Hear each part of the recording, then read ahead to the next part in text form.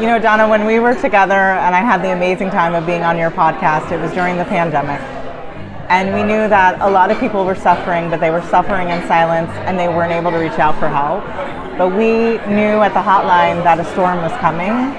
And I'm telling you, that storm is here. We are experiencing the highest volume in our history. When I talked to you a couple of years ago, our volume was between 8 and 1,200 incoming calls a day. Now it's 3,000 a day.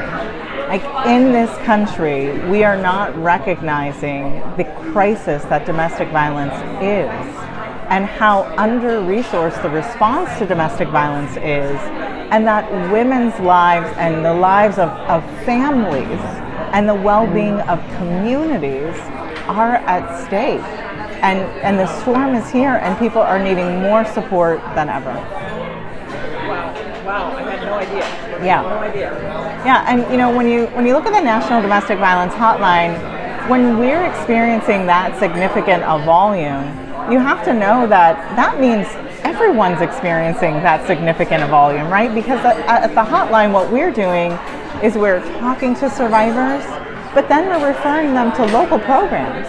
So what we know is that shelters are overwhelmed and at capacity, counseling programs are at capacity, court logs are backed up to get protective orders or to get divorce paperwork filed, or protection orders even like considered. Like financial aid is almost non-existent right now for survivors.